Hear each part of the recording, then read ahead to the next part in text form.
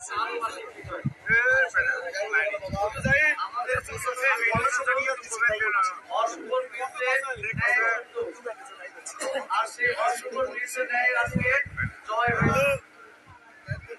জানেন দীর্ঘ 5টি বছর আমি উপজেলা পরিষদের চেয়ারম্যান দায়িত্ব পালন করেছি।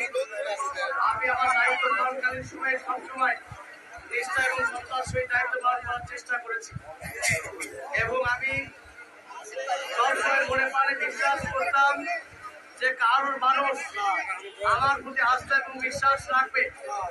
তারই ধারাবাহিকতায় আপনাদের সকলে স্বতঃস্ফূর্ত অংশগ্রহণের মধ্য দিয়ে আপনারা আমাকে দ্বিতীয়বারের মতো উপজেলা পরিষদের চেয়ারম্যান নির্বাচিত করলেন।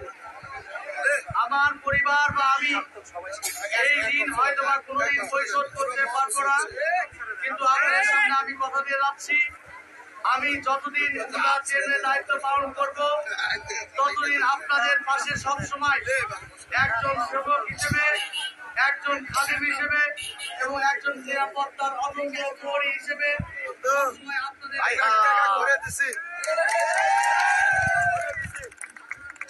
করবেন। আমি যেন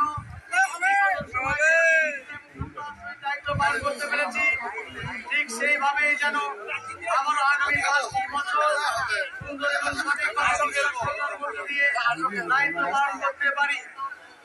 আমি মনে করি এই বিজয়টা আপনাদের জন্যই সম্ভব হয়েছে, কারণ আমি প্রত্যেকটা মাঠে ঘাটে পথে প্রান্তরে যখন গিয়েছি তাদের একটাই কথা ছিল যে আমাদের সন্তান তরুণকে আমরা ভোট দিব। এখানে কিন্তু অনেক কালো টাকার প্রভাব বিস্তার করেছিল এবং